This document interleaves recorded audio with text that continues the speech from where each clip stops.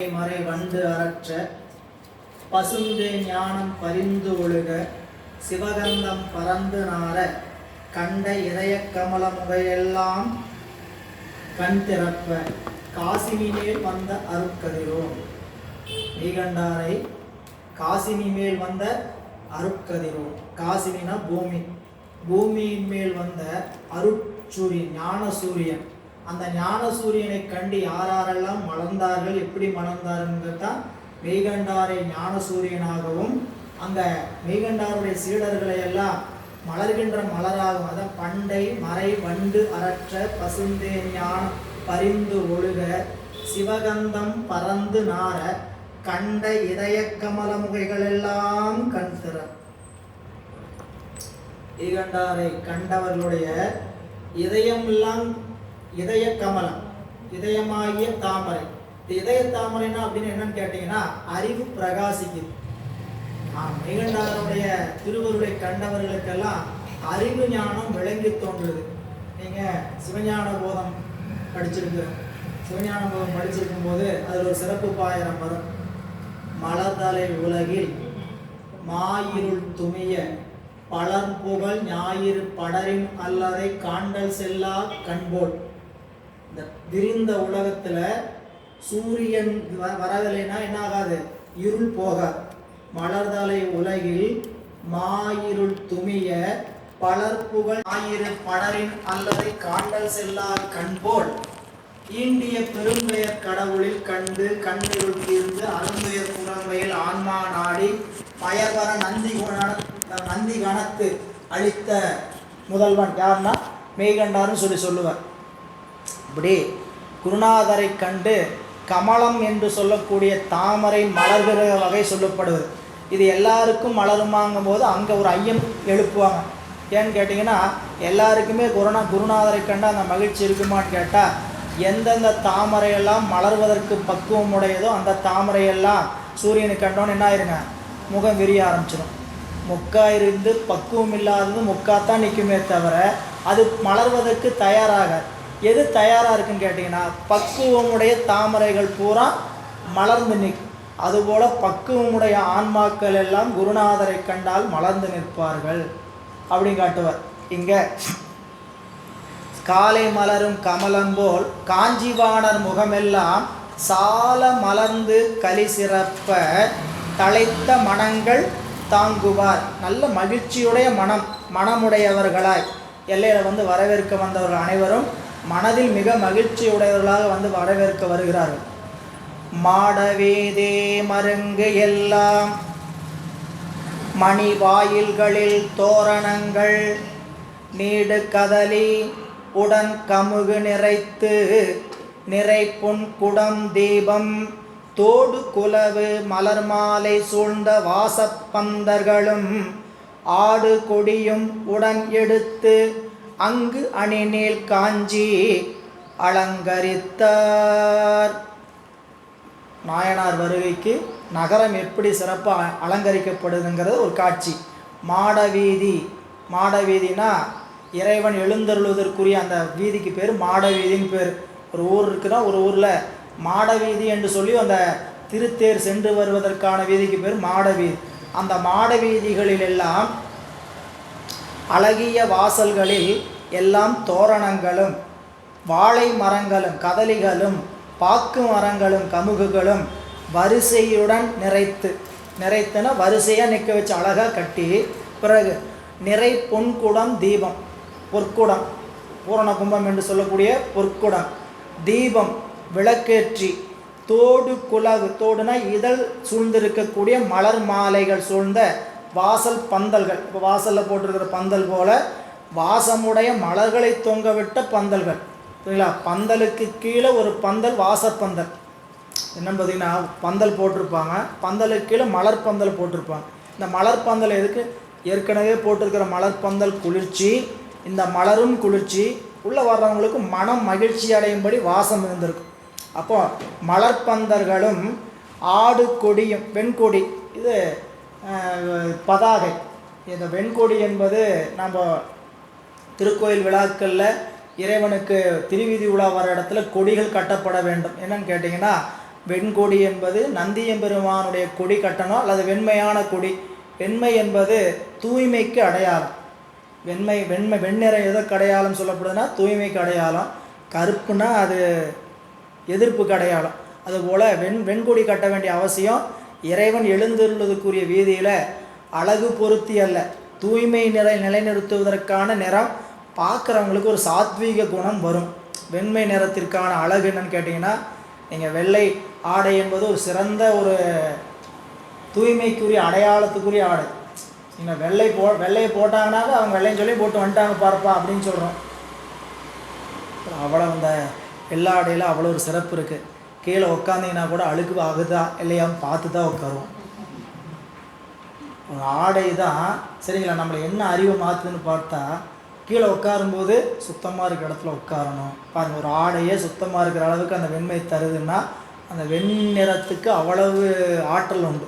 எனவே இயற்கையில் அப்படி ஒரு படைப்பை இறைவன், வெண்மைனா சாத்வீகம், கருப்புன்னா தாமசம், சிவப்புன்னா ராசதம்ட்டு முக்குணங்களுக்குரிய நிறமாக இறைவன் அப்படி படைப்பிலேயே வைத்திருக்கிறார்.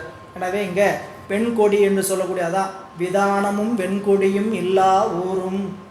அப்புறம் வருமா, திருக்கோவில் இல்லாத திருயில் ஊரும், திருவெண்ணீர் அணியாத திருவில் ஊரும், பருக்கோடி பக்திமையால் பாடா ஊரும், அங்கினோடு பலதலைகள் எல்லா ஊரும், அருப்போடு மலர்படுத்திட்டு உண்ணா ஊரும், விருப்போடு வெண்சங்க மூதா ஊரும், வெண்கொடியும் விதானமும் வெண்கொடியும் இல்லா ஊரும், அவையெல்லாம் ஊரல்ல அவையெல்லாம் அடவிகாடே. இதெல்லாம் இல்லைன்னா அந்த ஊருக்கு பேர் ஊருன்னு வச்சுக்கூடாது. அடவிகாடுன்னா உங்களுக்கு சொல்ல வேண்டியதில்லை இல்லை, அந்த ஊருக்கு என்ன பெயர், இதெல்லாம் இருந்தால்தான் அந்த ஊருக்கு பேர். ஊருக்கு குறைந்தபட்சம் இருக்க வேண்டிய தகுதி இதுதான். இப்போ நீங்கள் நம்ம ஊரை இதிலிருந்து நகராட்சியிலேருந்து மாநகராட்சியாக மாற்றணும், ஊராட்சியிலேருந்து நகராட்சியாக மாற்றணும்னா சட்ட ரீதியாக ஒரு ஒழுங்கு இருக்குது. சரிங்களா, என்ன மக்கள் தொகை இருக்குது, இங்கே வரக்கூடிய வருமானம் என்ன, சரிங்களா, இந்த மாவட்டத்தில் எத்தனை பேர் வசிக்கிறாங்க அப்படிங்கிற கணக்கு வச்சு வருவாயை வைத்து தான் ஊராட்சி, நகராட்சி, நகராட்சி, மாநகராட்சி அப்படின்னு சொல்லக்கூடியதெல்லாம். ஆனால் ஒரு திருத்தலம் என்று சொல்லி அமைக்கப்படக்கூடிய ஒரு அமைப்பில் என்னென்னலாம் இருக்குன்னு அப்பர் சுவாமி வரையறுத்தார். எனவே ஆடு கொடியும் உடன் எடுத்து அங்கு அணிநீள் காஞ்சி அலங்கரித்து நாயனாரை வரவேற்க உடன்படுகிறார்கள்.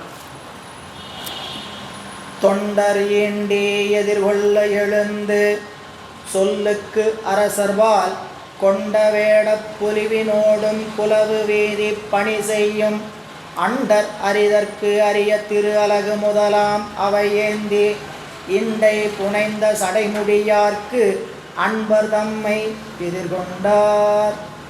இங்கே பாடல்ல ஒரு அருமையான குறிப்பு சொல்றார். பணி செய்வதற்கு எது தகுதி, இறைவனுக்கு பணி செய்வதற்கு என்ன தகுதி, என்ன படிச்சிருக்கணும், எவ்வளோ பணம் வச்சிருக்கணும், இதெல்லாம் தகுதி இல்லைங்க. இறைவனை பணிவதற்கு திருவேடம் மிக அவசியமான தகுதி. திருவேடம் மிக அவசியமான தகுதி. அதான் சொல்கிறார், தொண்டர் ஈண்டி எதிர்கொள்ள எழுந்து. ரெண்டாவது வரியில் இருக்கக்கூடிய வரியை முதல் வரியாக பொருள் செய்திருக்கிறார். கொண்ட வேட பொலிவினோடும் எதிர்கொள்ள சொல்லுக்கரசர்பால் தொண்டர் ஈண்டி எழுந்து. எப்படி வந்து தொண்டர்கள் அழைக்க வந்தான்னு கேட்டிங்கன்னா, கொண்ட வேட பொலிவினோடும் வந்து அரசரை அழைக்க வருகிறார்.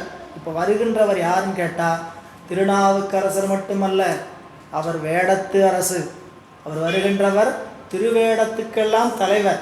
அவர் எப்படி திருவேடம், தொண்டருடைய திருவேடம் எப்படி இருக்கும்ட்டு உள்ளத்தில் நினைச்சதை எதிரில் தோண்டினான் ஞானசம்பந்தருடைய வரலாற்றில் சொல்லுவார். தொண்டர்னா எப்படி இருக்கணும் அப்படின்னு ஒரு லட்சணம் நம்ம மனசில் கற்பனை பண்ணணும்னு வச்சுக்கோங்க. இப்போ நம்மளுக்கு கற்பனை பண்ணுறதுக்கு நமக்கு அந்த அளவுக்கு ஞானம் இல்லை. ஆனாலும் நம்மளுடைய தெய்வ சேக்கிழார் பெருமான் திருக்கூட்ட சிறப்பில் தொண்டர்கள்னால் எப்படி உடையவர்கள் அப்படின்னு ஒரு வரைமுறை வச்சிருக்கிறார்.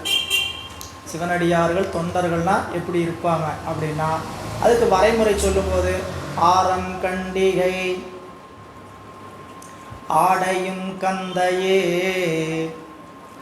ஆரம் கண்டிகை ஆடையும் கந்தையே, பாரம் ஈசன் பணி அலது ஒன்றிலார், ஈர அன்பினர் யாதும் குறைவிலர், வீரம் என்னால் விளம்பும் தகையதோ. இது ஒரு இலக்கணம். இன்னொன்று சொன்னார், மாசில்லாத மனிதிகள் மேனிமேல் பூசு நீரு போல் உள்ளும் புனிதர்கள். உடம்புல திருநீற்றை தூய்மையாக பூசியிருக்கு. இதெல்லாம் தொண்டருடைய திருவேடம். இந்த திருவேடத்தை கொண்டு நாயனாரை எதிர்கொள்ள சென்றார்கள். அப்புறம் இன்னொரு சொல்றார், கொண்ட வேட பொழிவினோடும் எதிர்கொள்ள சொல்லுக்கரசர்பால் தொண்டர் ஈண்டி எழுந்து குலவும் வீதி பணி செய்யும் அண்டர் அரிதற்கு அரிய திரு அலகு முதலாம் அவையேந்தி.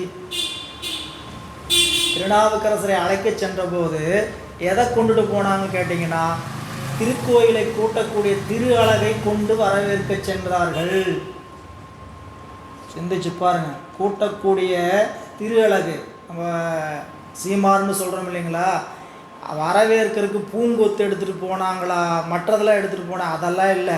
பூர்ண கும்பம் எடுத்துகிட்டு போனோம், அதெல்லாம் சொல்லலை. எதை எடுத்துகிட்டு போனாங்கிறாருங்க, திருக்கோயிலை கூட்டக்கூடிய திரு அலகை எடுத்துக்கொண்டு இதெல்லாம் எதுக்குன்னு போய் எடுத்துகிட்டு போவாங்கன்னு உங்களுக்கே தெரியும். யாரையாவது எதிர்க்கிறதுனா தான் இதில் எடுத்துகிட்டு போவாங்க. இன்றைக்கி இருக்கக்கூடிய நாட்களில் யாரையாவது எதிர்க்கிறதுனா தான் இதை எடுத்துகிட்டு போவாங்க. ஆனால் நாயனாரை அழைப்பதற்கு இந்த இதை ஏன் எடுத்துகிட்டு போனான்னு உரையாசிரியர் சொல்கிறார். இப்போது வருகின்றவர் ரொம்ப திருப்பணி, உளவார திருப்பணியில் ரொம்ப விருப்பமுடையவர், சரிங்களா? அவருக்கு விருப்பமுடைய செயலை செய்கின்ற ஆற்றலுடையவர்கள், அப்படிப்பட்ட தொண்டர்கள் தான் நாங்களும் அறிவுறுத்துறதுக்காக போகிறோம். ஒரு பக்கம் நாயனார் இதை பார்த்தாருன்னா மகிழ்ச்சி அவருக்கு என்ன ஆகுங்க, நம்மளுக்கு புரிஞ்சுக்கிற மாதிரி வச்சுக்கிட்டுன்னு வச்சுக்கோங்க. எங்கேயாவது வெளியே திருக்கோயிலுக்கு தல யாத்திரை போகிறோம், சரிங்களா? அன்பர் வண்டி ஏறுறாங்க. வண்டி ஏறும்போதே நம்மளுக்கு பிடிச்ச மாதிரி எதையாவது வாங்கிட்டு வந்துட்டாங்கன்னு வச்சுக்கோங்க. அடாடாடாடா, வாங்க வாங்க வாங்க சாப்பிட்றதுக்கு, அல்லது நான் இப்போ நம்ம கற்பனை இல்லை, இப்படி நினச்சிட்டு இருக்குன்னு வச்சுக்கேன். பேசாமல் வண்டியில் ஒரு ஓரமாக படுத்துட்டு போகிறோமோ, ஒரு தலைவாணி இருந்தால் பரவாயில்ல அப்படின்னு நினச்சிட்டு இருக்கிறோம், புரியுங்களா? ஒரு அம்மா வரவாங்க, வந்தோடனே ஏறும்போதே அவங்களுக்காக எடுத்துகிட்டு மேலே ஏறினா வச்சு அடாடாடாடா நம்ம என்ன நினச்சிட்டு இருக்கிறோமோ அதை கொண்டு வராங்க பாருப்பா, ரொம்ப சந்தோஷம், வாங்க வாங்க அப்படின்னு. அப்போ வாங்க வாங்கிறதுக்கு ரெண்டு அர்த்தம்.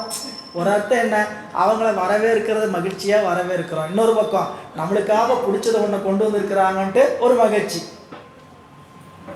இதுபோல் நாயனாருக்கு உளவாரத்தின் மீது இருக்கக்கூடிய விருப்பம் மிகுந்த விருப்பம். அதனால் தொண்டர்கள்லாம் என்ன பண்ணாங்களாம், குலவும் வீதி பணி செய்யும்.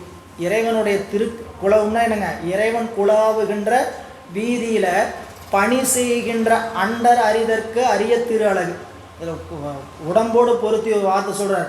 இந்த திரு அழகு யாரு கைக்கு கிடைக்காதுன்னு கேட்டிங்கன்னா, அண்டருக்கு கிடைக்காதான், தேவர்களுக்கு கிடைக்காதான், அவர்களுக்கு பணி செய்கின்ற திரு அழகு வாய்ப்பு கிடைக்காதான். அப்படிப்பட்ட திரு அழகு முதலாம் அவை ஏந்தி, திரு அழகு முதலிய பொருள்களை ஏந்தினா நாயனார் திருத்தொண்டு செய்வதற்கு திரு அழகு, கொண்டி, கூட இதையெல்லாம் கொண்டு போயிருப்பாங்க. நாம் தான் நினச்சிக்கணும், இப்படிலாம் கொண்டு போய் நாயனாரை வரவேற்பதற்கு இண்டை புனைந்த சடைமுடியார் கண்பர் தம்மை எதிர்கொண்டார். அதுக்கு காரணம் அவரது விருப்பமும் கவரத்தக்கதுமாகிய பொருள். இப்போ நாயனாருக்கு பிடிச்சிருந்தது தான், அவரை ஈர்க்கிறதுனா என்ன, எப்படிப்பட்டவர் வந்திருக்கிறார் அப்படின்னு கேட்டால், ஆகா நம்மளுக்கு பிடிச்ச மாதிரி வந்திருக்கிறாங்க அப்படின்னோடனே இன்னும் நாயனாரை ஈர்ப்பதற்காக தொண்டர்கள் அப்படி ஒரு கொண்டு வந்தார்கள். எதிர்கொண்டு இறைஞ்சும் சீரடியார் தம்மை, எதிர்கொண்டு இறைஞ்சும் சீரடியார் தம்மை இறைஞ்சி எழுந்தருளி மதில் கொண்டு அணிந்த காஞ்சி நகர் மருகு உள்போந்து வான நதி குதி கொண்டு இழிந்த சடைக்கம்பர் செம்பொன் கோயில் குறுகினார். அதிர்கொண்ட அலை நேர் மணிமிடற்றார் ஆண்ட திருநாவுக்கரசர். அதிரும் மேகம் போன்ற மணிகண்டத்தை உடைய சிவபெருமானால் ஆட்கொள்ளப்பட்ட திருநாவுக்கரசர் கோயிலுக்குள் சேருகிறார். எப்படிப்பட்ட திருக்கோயிலுங்கிறத முதல் 3 வரி, கடைசி வரியும் முதல்ல பொருள் செய்தணும். அதிர்கொண்டலை அப்படின்னா அதிரும் மேகம் போன்ற மணிகண்டத்தை உடைய, அதிரும் மேகத்தை போலனா மேகம் கரு கரு கரு கருன்னு இருக்கும். அந்த மேகத்தை போல கரு நிறத்தை உடைய அந்த மேகம் எப்படிப்பட்டதுன்னா அதிரும் மேகம், புரியுங்களா? அது அதிரும் மேகம்ங்கிறது நாயனாருக்கு சொல்லணும்னா கண்டம் எப்பயும் அவருக்கு எப்படி திட்டு இருக்குன்னு சொன்னாருங்க, தலைத்த கண்டம். இப்படி மிடர் எப்படிங்க மிடர் விம்முதல், பேசும்போது மிடர் விம்மணும், கண்ணீர் பெருகணும், உதடு நடுங்கணும். இதெல்லாம் யாருக்கு வர வேண்டிய இலக்கணம் அப்படின்னா தொண்டர்களையும் இறைவனையும் கண்டால் தொண்டர்களுக்கு வர வேண்டிய இலக்கணம். தொண்டர்களை பார்த்தா மிடரு தழுதழுக்கணும், உதடு துடிக்கணும், கண்ணீர் அரும்பணும், உடல் குழையணும். இதெல்லாம் சிவனடியார்களையும் இறைவனையும் காணும்பொழுது நிகழ வேண்டிய இலக்கணம். அது இலக்கணம்னால தான் நம்மளுக்கு பிடிக்கல போல வரல போல. இலக்கணங்கிறதுனால தான் அது புரியவும் இல்லை, வரவும் மாட்டேங்குது. சரிங்களா? இலக்கணம்னாவே நம்ம என்ன ஆயிடுறோம், கொஞ்சம் அப்படி ஓரமாக வச்சுருங்க ஐயா. இலக்கணம் நம்மளுக்கு பள்ளிக்கூட காலத்திலேயே எங்களுக்கு தெரிஞ்சதெல்லாம் 4 அணி இல்லை, 4 பக்கம் 4 அணி வச்சுருக்குறோம். அதில் முக்கியமாக வஞ்சப்போல் சனி நல்லா எங்களுக்கு தெரியும் அப்படின்னு சொல்கிற மாதிரி சில அணிகளை மட்டும் நம்ம தெரிஞ்சு வச்சுக்கிறோம் இலக்கணம் படிக்கும்போது. இங்கே இப்போ நம்மளுடைய நாயனாரை அப்படி அதிர்கொண்டலை மணிமிடற்றார்கள் அவரால் ஆட்கொள்ளப்பட்ட திருநாவுக்கரசர் எதிர்கொண்டு இறைஞ்சுகின்ற சிவனடியார்களை தானும் இறைஞ்சி உள்ளே மதில் கொண்டு அணிந்த மதில் சூழ்ந்திருக்கக்கூடிய காஞ்சி நகர் வீதியுள் வந்து வானநதி குதிகொண்டு இழிந்த சடைக்கம்பர், வானநதி இழிந்து வரக்கூடிய கம்பராய் ஏகம்பருடைய செம்பொன் கோயில் குறுகினார். இறைவனுடைய திருவடியில் வந்து சரணமடைகின்றார். திருவாயிலினை பணிந்து எழுந்து செல்வத் திருமுன்றிலினை அணைந்து கருவார் கச்சி ஏகம்பர் கனகமணி மாளிகை சூழ்ந்து வருவார் செம்பொன் மலைவல்லி தழுவ குலைந்த மணிமணி பெருவாழ்வினை முன்கண்டு இறைஞ்சி பேரா அன்பு பெருக்கினார். வழக்கம் போல திருக்கோயிலுடைய வாயிலை பணிந்து எழுந்து இறைவனுடைய திருமுன்பாக வந்தார். வந்து கச்சி ஏகம்பருடைய அந்த பெருமான் எழுந்தருள் இருக்கக்கூடிய கனக மாளிகை சூழ்ந்து உள்வீதி இறைவன் எழுந்திருக்கக்கூடிய அந்த விமானம் சொல்லக்கூடிய விமான பகுதியை சுற்றி வருகிறார். அதை சொல்லும் பொழுது கருவார் கச்சி ஏகம்பர், கருவார் அப்படின்னா அருட்கருவை தாங்கி இருக்கக்கூடியவர், கரு ஆர் அருட்கருவை தாங்கி இருக்கக்கூடியவர். இறைவனிடத்துல என்ன கரு நிறைந்திருக்குதுன்னு கேட்டீங்கன்னா அருட்கரு நிறைந்திருக்கு. இந்த அருட்கரு தான் அம்பிகையினிடத்து சென்று அது ஞானமாக நமக்கு திருவருளாக வெளிப்பட்டு வருது. சிவபெருமான் சங்கற்பம் செய்கின்ற அந்த கரு அம்பிகையினிடத்தில் சென்று நமக்கு என்ன ஆகுதுங்க, வெளிப்பட்டு வருது. இறைவன் சங்கற்பம் மட்டும்தான் செய்கிறார். இந்த உயிருக்கு என்னென்ன நிகழட்டும் அப்படின்னு என்ன பண்ணுறாருங்க, சங்கற்பம் மட்டும்தான் செய்கிறார். அந்த சங்கற்பம் யார் வாயிலாக நமக்கு நடைமுறைக்கு வருதுன்னு கேட்டால் அவருடைய அபின்னாசக்தி என்று சொல்லக்கூடிய அம்பிகையின் வாயிலாக. இது ரெண்டும் வேற வேறையான்னு கேட்டால் கிடையாதுங்க, ரெண்டும் ஒன்று தான். ஆனால் ஏன் அப்படி தனித்தனியாக சொல்லணும்னு கேட்டிங்கன்னா சிவம் தன்னிலையில் இருந்தால் அதுக்கு பேர் சிவம், சிவம் அருள் புரிவதற்கு இறங்கினால் அதுக்கு பேர் சக்தி. புரியுங்களா? எப்படி சொல்லணும்னு கேட்டால் இந்த மின்சாரம் வந்து எல்லாம் உள்ள அந்த ஒயரில் போயிட்டுருக்கும். இந்த சுவிட்சு போடாத வரைக்கும் அதை தான் அங்கே அப்படியே தான் இருக்கும். ஃபேனில் போகிற மின்சாரமும் சரி, விளக்கில் போகிற மின்சாரம் சரி, எல்லாம் அதாவது அங்கங்கே அப்படியே நிற்கும். புரியுங்களா? சிவம் மாதிரி எப்போ சுவிட்சை போடுறோமோ, சுவிட்சை போட்டால் அதோட இயக்கமாக மாதிரி சக்தி, அந்த சக்தி தான் அந்த இயக்காற்றல். இப்போ ரெண்டு வேறு வேறையா, மின்சாரமும் இந்த இயக்காற்றல் வேறு வேறையான்னு கேட்டால் கிடையாது. இந்த மின்சாரம் தான் அந்த இயக்காற்றல். இங்கே சுழலம் ஆற்றலாக இருக்குது, அங்கே ஒளிரும் ஆற்றலாக இருக்குது, மிக்சியில் அரைவை ஆற்றலாக இருக்குது, இதில் குளிர்பதன சாதனத்தில் குளிர்பதனம் ஓட்டுகின்ற ஆற்றலாக இருக்குது. இப்படி வேறு வேறு ஆற்றலாக தான் இருக்குதே தவிர உலகத்தில் சிவமும் சக்தியும் வேறு வேறு அல்ல. சரிங்களா? அவ்வளவு அருமைப்பாடு அந்த கருவார் கட்சின்னா நீங்கள் உலகத்தில் இருக்கக்கூடிய உயிர்கள் எல்லாம் தோற்றுகின்ற முறையிலேயே சிவம் ஆணினுடைய கருவிலிருந்து அந்த உயிரை தங்க வைத்து பிறகுதான் பெண்ணினுடைய உயிருக்கு அந்த உயிர் செல்கிறது. சரிங்களா? 12 மாதம் ஒரு கரு உருவாவதற்கு நான் 10 மாதம் நினைக்கிறோம். பெண்ணோட வயிற்றில் வளர்கிற 10 மாதம் மட்டும்தான் கணக்குன்னு நினச்சிக்கிறோம். ஒரு உயிரினுடைய வளர்ச்சி 12 மாதம். அந்த உயிர் 2 மாதம் ஆணினுடைய கருவில் தங்கும். தங்கி பெண்ணினுடைய கருவில் 10 மாதம் போனதுக்கப்புறம் தான் 12 மாதம். அதனால தான் 12 மாத சுழற்சி ஒரு வயது குறிப்புக்கு. ஏன் 12 மாதம் வச்சுருக்கிறாங்க அப்படின்னா அந்த வயது குறிப்புக்கான காரணம் அதுதான், 12 மாதங்கிற காரணம் அதுதான். எனவே இங்கே கருவார் கச்சி ஏகம்பர் அந்த மாளிகையை சூழ்ந்து வருகின்ற நாயனார் செம்பொன் மலைவல்லி தழுவ குலைந்த மணிமேனி பெருவாழ்வினை முன்கண்டிறைஞ்சி. இறைவன் கச்சி ஏகம்பராகிய ஏகாம்பரநாதரை கண்டு வேறாத அன்பு பெருக்குகிறார். வேறாத அன்புங்கிறதுக்கு மாறுபாடில்லாத அன்புன்னு பேர். பெயராதன்கிறது தான் என்னதுங்க, பேராதன் பேர். பெயராதன் சொல்லுதான் பேராதுன்னு வந்திருக்கா. பேராது நின்ற பெருங்கருணை பேராறு மணிவாசகர். பேராது நின்ற பெருங்கருணா என் நெஞ்சத்திலே என் அறிவிலிருந்து பெயராத பெருமான். அதனால் அதுக்கு பேராதன்னா வேற பேருன்னு வச்சுக்கூடாது. பெயராத பெருங்கருணை. அதே தான் இங்கே பெயராத அந்த அன்பை பெருக்குகிறார்னா மாறுபாடில்லாத அன்பை இறைவன் மீது செலுத்துகிறார். வார்ந்து சொரியும் கண்ணீர் அருவி மயில்கால் தோறும் வரும் புலகமார்ந்த மேனி புறம்பு அலைப்ப. அன்பு கரைந்து என்பு உள் அலைப்ப. சேர்ந்த நயன பயன் பெற்று திளைப்ப. திரு ஏகம்பர்தமை நேர்ந்த மனத்தில் உற வைத்து நீடு பதிகம் பாடுவார். என்னென்னலாம் கச்சி ஏகம்பரை கண்டபோது நடந்தது, அது ஒரு அருமைப்பாடு. அங்கே ஒரு பதிகம் பாடுறார். அந்த பதிகம் அடுத்த பாட்டில் சொல்கிறார்.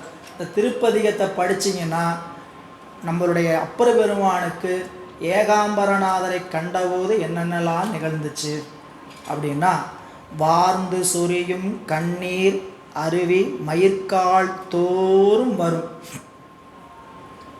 இந்த கண்ணிலிருந்து வழிகின்ற கண்ணீர் மயிர் என்று சொல்லக்கூடிய ரோமக்கால்னு சொல்லுவோம். அந்த ஒவ்வொரு ரோமத்துக்கு கால் உள்பகுதி இருக்குது. இந்த ரோமக்கால் தோறும் உள்ளே போகுதான், இல்லைங்களா? அதனால தான் சொல்கிறார், ஒவ்வொரு இந்த கண்ணீர் துளியும் எல்லா ரோமத்துவாரங்களையும் சென்றுச்சான். அப்படி சென்றது புலகம் சொல்கிறார். வார்ந்து சொரியும் கண்ணீர் அருவி, அதாவது வார்ந்து சொரிகின்ற கண்ணிலிருந்து வருகின்ற நீர் மயில்கால் தோறும் வரும். புலகமார்ந்த மேனி புறம்பளைப்ப. இப்படி என்ன ஆச்சுன்னு கேட்டிங்கன்னா, புலகம்னா மயிர் புலகம், கூச்செறிதல். தண்ணீர் உள்ளே போகுது, ஒரு பக்கம் உடம்புலேருந்து வெளிப்பாடு. இப்படி பார்க்குறதுக்கு உடம்பு என்ன பண்ணுதுன்னு கேட்டிங்கன்னா ஒரு மாதிரி நடுக்கத்தை ஏற்படுது. புறம்பளைப்புன்னா அந்த அன்பின் காரணமாக உடம்பு நடுங்க ஆரம்பிக்குது. இப்படி அகத்தில் அன்பு இருந்தங்காட்டித்தான் புறத்தில் அழைக்குது. இந்த அன்பு எப்படிங்க புறத்தில் நடுக்கம் வருமானு கேட்டால், அகத்தில் அன்பு இருந்தால் புறத்தில் வெளிப்பாடு வந்துடும். அகத்தில் இல்லாமல் புறத்தில் வரவே வராது. இது ரொம்ப நீங்கள் 12ஆம் நூற்பாவில் சிவஞான சித்தியார் சிவஞான சித்தியாரில் 12ஆம் நூற்பாவில் ஈசனுக்கு அன்பில்லாத ஈசனுக்கு அன்பில்லாதார் அடியவர்க்கு அன்பில்லாதார், அடியவர்க்கு அன்பில்லாதார் யாருக்கும் அன்பில்லாதார். அடியார்கிட்ட அன்பு இல்லைங்க, ஆனால் நான் சிவபெருமான் மேலே மட்டும் எனக்கு அன்பு இருக்குன்னு சொன்னால் பொய்யுங்கிறார். இல்லைங்க, எனக்கு சிவபெருமான் மேல் மட்டும் அன்பு இருக்குது, அடியார் மேலே அன்பு இல்லைன்னு சொன்னால் அதுவும் பொய். இறைவனிடத்தில் அன்பு இருந்தால் உனக்கு நிச்சயமாக அடியவரிடத்தில் அன்பு இருக்கும். அடியவர்கிட்ட அன்பு இருந்தால் எல்லாருக்கிட்டையும் அன்பு இருக்கும். எப்படிங்கிறதுக்கு ஒரு உதாரணம் எழுதுகிற மாதவ சிவஞான முனிவர். அந்த உதாரணத்தை அவ்வளவு இதாக சொல்லணுமான்னு கேட்டால் அப்படி சொன்னால் தான் நம்மளுடைய அறிவெல்லாம் விளங்குது. சரிங்களா? எனக்கு ஒரு பெண் மீது விருப்பம். சரிங்களா? இளைய வயதில் ஒரு பெண் மீது விருப்பப்படுறோம். இந்த பெண்ணுக்கு உரியவங்களில் உறவினர்லாம் பார்க்குறேன். சரிங்களா? இந்த பெண்ணுக்குரிய உறவினரை பார்த்தா எனக்கு நான் என்ன ஆவேன்? அவங்க மேலே அன்பு இருக்கும். ஏன்? நாளைக்கு அவளை கல்யாணம் பண்ணி வாழ்க்கையை நடத்தணும். சரிங்களா? இப்போது எனக்கு அன்புக்குரியவள் மீது உரியவர்களுக்கு நான் அவங்க மேலே அன்பு செலுத்துகிறேன். புரியல? எனக்கு அன்பு இவன் மட்டும் இருந்தால் போதும் நினைக்கிறேன். நான் என்ன நினைக்கிறேன்னா, அவங்க உறவினர் யார், அம்மா அப்பா மாமன் மச்சான் எல்லாத்துலேயும் இந்த அன்பு செலுத்துகிறேனே, என்ன காரணம்னு கேட்டால் இவன் மேலே எனக்கு அன்பு இருக்குது, அதனால் அவங்க மேலே அன்பு செலுத்த வேண்டியது இருக்கிறது. புரியல? இதை ரொம்ப விரிவாக எழுதியிருப்பார். நான் விரும்புகின்ற அந்த காமக்கிழத்தியினுடைய மேல் இருக்கக்கூடிய அன்பு நான் என்ன செய்கிறேன், அவங்க சார்புடையவங்க மேலே அன்பு செலுத்துவது எப்படி பொருத்தமுடையதாக இருக்கிறதோ அதுபோலவே ஈசனுக்கு அன்புடையவர்கள் அடியவர்களிடத்திலும் அன்பு வச்சிருப்பாங்க. ஏன்? சிவபெருமானுக்கு அன்பு இருக்குன்னா அடியவர்களுக்கு அன்பு இருந்தால் தான் அந்த அன்பு உண்மையானதுங்கிறார். இல்லை, விரிவாக நம்ம சிவஞான சித்தியார் விருப்பம் விரித்து படிக்கலாம். இங்கே சொல்கிறார், அப்படி ஆர்ந்த மேனி புறம்பு அலைப்ப அன்பு கரைந்து என்பு உள்ளழைப்ப. அன்பு கரைந்து என்புக்குள்ளே போச்சான். இதெல்லாம் நம்மளுக்கு வார்த்தையில் படித்தா புரிஞ்சுக்கிற விஷயமா? அன்பு கரைஞ்சு என்புக்குள்ளே போச்சான். மணிவாசர் சொன்னார், எற்பு துளைதொரும் ஏற்றினன். ஏதாவது வேறுபாடு இருக்கான்னு பாருங்க. எற்பு துளைதொரும் ஏற்றினன். சாமி எனக்கு எப்படி கிடைச்சார்? தடக்கையின் நெல்லிக்கனி எனக்கு ஆயினன். பெருமான் தடக்கை அகன்ற கையில் கிடைத்த நெல்லிக்கனி போல ஆனார்.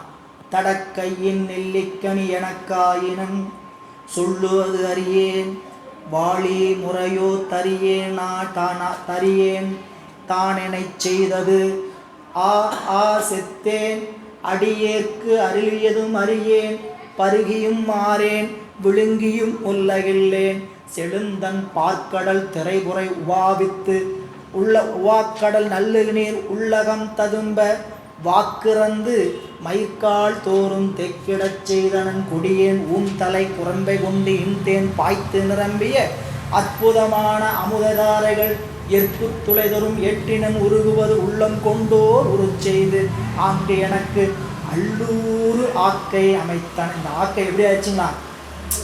அல்லூறுதுன்னா உங்களுக்கு தெரியாது, சொல்ல வேணுமா? அல்லூறுதுன்னா சொல்லணுமா? நாக்கில் ஜல்லூருன்னு சொல்லணும்ல, அதுக்கு பேர் தான் அல்லூறுது. மாங்காய்ன்னு சொன்னால் புளின்னு சொன்னாவே பாதி பேருக்கு வாயில் சொல்லுன்னு தண்ணி ஊற ஆரம்பிச்சிடும். சரிங்களா? இப்போ உடம்பு எப்படி ஆயிடுச்சுன்னு கேட்டால், இறைவன் எனக்கு உடம்பையெல்லாம் அல்லூறு ஆக்கையாக மாற்றிட்டாரான். அப்படி நினைதுங்க, அவரை நினச்சி அப்படியே உடம்பு பூரா அப்படியே உருகுது. உள்ளம் உருகுது ஐயான்னு சொல்கிறோம் இல்லைங்களா? அப்படியே உடம்பெல்லாம் உருகுது. உடம்பெல்லாம் உருகுதுன்னா அந்த மேனி அவ்வளவு ஆனந்தத்தில், அந்த சிவானந்தத்தில் திளைத்திருக்கக்கூடிய செய்தியை சொல்கிறார். அதான் உள்ளம் கொண்டோர் உருச்செய்து ஆங்கடை. நம்மளுக்கு இன்னும் கொஞ்சம் புரிகிற மாதிரி வச்சுக்கணும்னா, ஒரு இன்ஜெக்ஷன் எடுத்தோம் சரிங்களா? அது நம்ம உடம்புக்கு ஒரு இன்ஜெக்ஷனு சத்து இன்ஜெக்ஷனோ எதுக்காக போட்டுக்கிறோன்னு வச்சுக்கேன். எங்கெங்கெல்லாம் குத்த முடியுமோ அங்கெங்கெல்லாம் குத்துறோம். இல்லை, இப்போ இன்சுலின் போடுறோம்ங்கிறது எனக்கு கஷ்டம், அவங்களுக்கு தான் தெரியும். புரியுங்களா? அங்கங்கே தானே போட்டுக்குவாங்க. புரியுங்களா? இப்போது நல்ல சிவானந்தங்கிற ஒரு இன்ஜெக்ஷனை உடம்பு முழுக்க ஏற்றி விட்டாராம். எங்கெங்கெல்லாம் துளை இருக்குதோ அங்கெல்லாம் ஏற்றி விட்டாராம். அது என்ன ஆச்சுன்னு கேட்டால், எலும்போடைய மஜ்ஜைக்குள்ளே போய் வேலை செஞ்சுதான். அதான் எற்பு துளைதோறும் ஏற்றினான். எங்கெங்கெல்லாம் ஏன்னா எலும்புக்குள்ளே இருக்கக்கூடிய அந்த மஜ்ஜை தான் உடம்புக்கான ஸ்டாமினா. உடம்பு பலமாக இருக்கிறதுக்கான சேமிப்பு எங்கே சேமிக்கப்படுதுன்னு கேட்டிங்கன்னா, எலும்புக்குள்ளே இருக்கக்கூடிய மஜ்ஜையில் தான். எப்போ ரத்த அணுக்களில் திசுக்களில் குளறுபடி ஆகுதோ மீண்டும் அதை தன்னை புதுப்பித்துக்கு என்ன பண்ணுன்னு கேட்டிங்கன்னா, அங்கிருந்தால் என்ன பண்ணோம் வாங்கிக்கும். இப்போ சிவானந்தத்தை கொண்டு போய் அங்கே சொருகுறாராம் சுவாமி. இப்போ சொல்கிறார், சேர்ந்த நயன, அதான் சொல்கிறார், அன்பு கரைந்து, அது அன்பு மனம் கரைந்து என்பு உள் அழைப்ப, உள்ளே அழைத்த போது சேர்ந்த நயன பயன்பெற்று கண்கள் பெற்றதினுடைய பயன்பெற்று. சேர்ந்த கண்கள் பெற வேண்டிய அவசியம். இப்போது கம்பர் ஏகம்பரை பார்த்தார், உடம்பெல்லாம் இப்படி ஆச்சு, கண்ணு இப்போ இன்றைக்கி கண்ணு என்னாச்சு? காலையில் சுவாமியை தரிசனம் பண்ணிட்டீங்களா, இன்றைக்கி வழிபாடு செஞ்சு பார்த்தீங்களா, இன்றைக்கி கண் பெற்ற பயன். காலையில் உங்கள் பெருமான ஆத்மார்த்த மூர்த்தியை பார்த்து வழிபாடு செஞ்சால் இந்த கண் பெற்ற பயன் இன்றைக்கி ஓகே. புரியல? இன்றைக்கி பார்க்கல, இன்றைக்கி வழிபாடு அவரை பார்க்கலைன்னா இன்றைக்கி நாம் எப்படி சுற்றிக்கிட்டு இருந்தோங்கிறதுக்கு நாமளே என்ன பண்ணிக்கணும்? கோடிட்ட இடத்தை நிரப்பிக்கொள்ள வேண்டும். காலையிலிருந்து இரவு படுக்கிற வரைக்கும் திருக்கோயில் ஒரு காலம் சூடாராகில். ஒரு அடக்கி ஒரு நாளைக்கு சாமியை ஒரு முறை பார்த்து 4 வார்த்தை விட அன்பு வைத்து பூ கொண்டு மலர் கொண்டு பூசித்தீங்கன்னா இந்த கண்ணை பெற்றதனால் ஆன பயன் நிறைவு. இல்லைன்னா காலையிலேருந்து என்ன பண்ணிட்டு இருந்தீங்க கேட்டால் நம்மளே கோடிட்ட இடத்தை நிரப்பிக்க வேண்டியதான். கண்ணிருந்தும் குருடாய் இருந்து விட்டேன், காலம் எல்லாம் வீணே கழித்து விட்டேன். கண் இருந்தாலும் குருடுதான் சொல்லணும். சரிங்களா? அப்போ சொல்கிறார், இந்த கண் பெற்ற பயன் சேர்ந்த நயன பயன் பெற்று திளைப்ப திரு ஏகம்பர் தம்மை நேர்மை பெற்ற மனத்தில். நேர்ந்த மனத்தில்னா நேர்மை பெற்றனா நேருக்கு நேராக பெருமானுக்கும் அவருக்கு இருக்கக்கூடிய இணைப்புல எந்த தடையும் இல்லை. அப்படிப்பட்ட மனத்தொடர்போடு பொருந்த வைத்து நீடும் பதிகம் பாடுகிறார். ஒரு திருப்பதிகம் அருளுகிறார். கரவாடும் மன்னஞ்சற்கு அரியானை என்று எடுத்து பரவாய சொல்மாலை திருப்பதிகம் பாடிய பின் விரவார்தம் புறமிரித்த விடையவனார் வெள்ளையிற்றின் அறவாரம் புனைந்தவர்தம் திருமுன்றில் புறத்து அணைந்தார். திருப்பதிகம் அருமையான அந்த முதல் பாடல் சொல் அருமையான சொல். இறைவன் எப்படிப்பட்டவருங்கிறதுக்கு ஒரு வரி வைக்கிறார். கரவாடும் மண்ணஞ்சற்கு அரியானை, கரவார்பால் விரவாடும் பெருமானை. கரவாடும் மண்ணெஞ்சர் யார்? தன்னை இறைவனை அறியாமல் தன்னுடைய அறிவை விளங்கி கொள்ள முடியாமல் இருக்கக்கூடியவர்களுக்கு இறைவன் அடைவதற்கு அரியவன். கரத்தெல்லாம் மறைத்தல்னு பேர். கரத்தல் என்னதுங்க? அதனால தான் சொன்னார், இன்னொரு பதியத்தில் சொல்லும்போது சொன்னார், கரப்பவர்க்கெல்லாம் கடு நரகம் வைத்தார், இறப்பவர்க்கு ஈய வைத்தார், கரப்பவர்க்கெல்லாம் கடு நரகம். யாரெல்லாம் கொடுக்குறாங்களோ அவங்களுக்கு கொடுக்கறதுக்குன்னு எச்சா வச்சார். மறைக்கிறவங்களுக்கு என்னையா பண்ணான்னு கேட்டால் அதுக்குன்னு ஒரு இடம் வச்சுட்டாருன்னு சொல்லிட்டார். கரப்பவர்க்கெல்லாம் கடு நரகம் வைத்தார். இங்கே கரவாடும் வண்ணஞ்சருக்கு, அதாவது இறைவன் யாருக்கு அரியவன் கேட்டிங்கன்னா வண்ணெஞ்சம். எது வண்ணெஞ்சம்? அடுத்த கேள்வி. வண்ணெஞ்சம்னா ஏதாவது கடுமையான பகுதிகளாக நிரப்பப்பட்ட இதயமா? இந்த இருதயத்தை சொல்கிறாங்களே எப்படிப்பட்ட இருதயம் அப்படிங்கிறதுக்காக இல்லை. எங்கே அன்பு இல்லையோ அந்த நெஞ்சுக்கு பேர் வண்ணெஞ்சுன்னு பேர். நன்னெஞ்சுனா அன்பு இருந்தால் நன்னெஞ்சு, அன்பு இல்லைன்னா வண்ணெஞ்சு. யார் மேலே? இறைவன் மேலே. புரியுங்களா? அன்பு எல்லாருக்குமே இருக்குது. அன்பு இல்லாமல் எப்படி உயிர் இருக்காது? உயிருக்கு அன்பு தான் இலட்சணம். இப்போ எந்த உயிருக்குமே அன்பு இல்லைன்னு சொல்ல முடியுமா? நீங்கள் உயிர்னு ஒன்று இருந்ததுன்னா ஓரறிவு முன்னாடி 6 அறிவு வரையும் எடுத்துக்கிட்டே எந்த உயிருக்காவது அன்பு இல்லைன்னு சொல்ல முடியுமா? எல்லா உயிருக்கிட்டையும் அன்பை இறைவன் என்ன பண்ணியிருக்கிறாரு? அறிவுக்கு அறிவாக பொருத்தி இருக்கிறார். அது அன்பும் சிவமும் 2 என்பது அறிவிலார். நீங்கள் நம்ம சிவம், இப்போ நம்ம உயிரோட சிவம் இருக்கிறாரா இல்லையா? இருக்கிறாருன்னு நம்ம எப்போ அறிந்து கொள்ளணும்? எப்படி அறிந்து கொள்ளலான்னு கேட்டால், என்னிடத்தில் அன்பு இருந்தால் சிவம் நிச்சயமாக இருக்கும். அன்பில்லாத யாராவது இவங்க இருப்பாங்களான்னு கேட்டால் எல்லாருக்கும் அன்பு இருக்கும், எல்லா உயிர்களுக்கும் அன்பு இருக்கும். அப்போ எல்லா உயிரிடத்திலும் சிவம் உண்டு. சரிங்களா? அந்த சிவம் வெளிப்பட்டு தோணுன்னா அன்பை வெளிப்படுத்தும் போது சிவம் வெளிப்பட்டு தோன்றுறது. அதனால் கரவாடும் மண்ணஞ்சன்னா வண்ணெஞ்சங்கிறது எதுன்னு கேட்டிங்கன்னா, இறைவனுக்கு அன்பில்லாத நெஞ்சு கல் நெஞ்சு வண்ணெஞ்சு. இல்லை, அதனால தான் மணிவாச பெருமான் சொல்லும்போது வண்ணெஞ்ச கல்வன் மணவலியன் எண்ணாதே கண்ணெஞ்சுருக்கி கருணையினால் ஆண்டு கொண்ட அண்ணந்திலைக்கும் அணிதில்லை அம்பலவன் பொன்னங்கடலுக்கே சென்றுதாய் கோத்தும்பி. கண்ணெஞ்சுருக்கி கருணையினால், அந்த கண்ணெஞ்சு உருக்குச்சுன்னா வண்ணெஞ்சு நன்னெஞ்சாக மாறு. புரியுங்களா? நன்னெஞ்சுக்கும் இலக்கணம் சொல்லிக்க. எது நன்னெஞ்சு? நீ நாளும் நன்னெஞ்சு நினை கண்டாய் ஆரறிவார். யார் நன்னெஞ்சு? நீ நாளும் நினை கண்டாய் நெஞ்சே நன்னெஞ்சு. இப்போ நாளும் இறைவனை நினைக்கிறதுக்கு பேர் தான் நன்னெஞ்சு. இவ்வளோ நாள் தெரியல, நினைக்கல, இப்போ தெரியுது. இன்னைக்கு என்ன பண்ணணும்? சிக்கனை பிடிக்கணும். சுவாமியை நினைக்காத நாள் இல்லைங்கிற அளவு. நான் நினைக்காத நாள் இல்லையே சொல்லக்கூடாது, நினைக்காத நேரம் இல்லை. பெருமானை மன்றாடும் மலர்பாதம் ஒருகாலும் மறவாமை. இறைவனுடைய திருப்பாதத்தை ஒரு காலும் மறவாமை, ஒரு பொழுது கூட மறக்காம அந்த அளவுக்கு அறிவை செம்மைப்படுத்துவது தான் நம்மளுடைய பயிற்சி முறை. நம்ம என்ன இப்போ நம்ம உலக வாழ்க்கையில் தான் இருக்கிறோம், அதிலெல்லாம் மாற்றமே கிடையாது. ஆனால் அறிவு எப்பயும் யாரை நினச்சிக்கிட்டு இருக்குன்னு கேட்டால், சிவபெருமானுடைய திருவடியை சிந்திக்கிற அளவுக்கு அறிவை மாற்றணும். இல்லை, அதுக்கு வாய்ப்பு இருக்கானா? கண்டிப்பாக உண்டு. உலக வாழ்க்கையிலே உண்டு. நீங்கள் எங்கே எப்படி சுற்றிக்கிட்டு இருந்தாலும். அதனால தான் இதுக்கு இதெல்லாம் இலக்கணமாக சொல்லிட்டு போயிட்டார் தெய்வ சேக்கிழார் பெருமான். என்ன சொல்லிட்டு போனார்? நின்றாலும் இருந்தாலும் கிடந்தாலும் நடந்தாலும் மென்றாலும் துயின்றாலும் விழித்தாலும் இமைத்தாலும் மன்றாடும் மலர்பாதம் ஒரு காலும் மறவாம். அப்படி ஒரு குன்றாத உணர்வுடையவர் தான் தொண்டராம் குணமிக்கார். எனவே கரவாடும் மண்ணஞ்சற்கு அரியானை என்று எடுத்து கரவார்பால் விரவாடும் பெருமானை அறவாட சடைதாள அங்கையில் அனல்லாயேந்தும் இரவாடும் பெருமானை என் மனத்தே வைத்தேனே. சிவபூஜை பண்ணுறவங்கெல்லாம் இந்த பெட்டகத்தில் சாமியை மூடிட்டு இந்த பதிகத்தை பாடணும் அப்படின்னு ஒரு வழக்கு இருக்குது.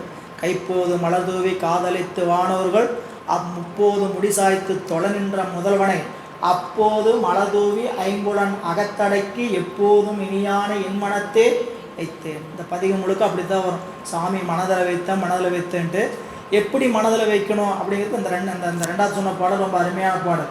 இந்த தேவர்கள் எல்லாம் முப்போதும் முடிசாய்த்து தொழ நின்று சிரமப்பட்டு பெருமானை தேடிட்டு இருந்தாங்களாம். ஆனால் நான் எப்படி என் மனசில் வச்சேன்னு கேட்டால் கைப்போது மலர்தூவி முப்போது முடிசாய்த்த தொழ நின்ற முதல்வனை அப்போது மலர்தூவி ஐம்புலன் அகத்தடக்கி எப்போதும் இனியான என் மனத்தே வைத்தேனே. அப்போ அந்த அஞ்செழுத்து சொல்லி திருவடிக்கு மலரை போட்டு ஒரு ஒன்றிய மனத்தோடு சாமியை வச்சீங்கன்னா இதோ அகத்தில் இறைவன்.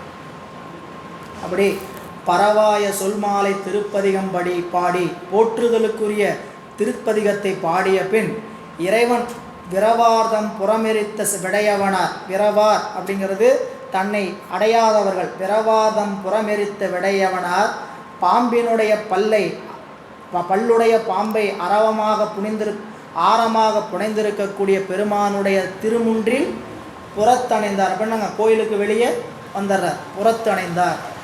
கையார்ந்த திருத்தொண்டு கழியமிகும் காதலொடும் செய்யா நின்றே எல்லா செந்தமிழ் மாலையும் பாடி மையார்ந்த திருமிடற்ற திருமயானத்தை வலம் கொண்டு மெய்யார்வம் உறத் தொழுது விருப்பினோடு மேவும் நாள்.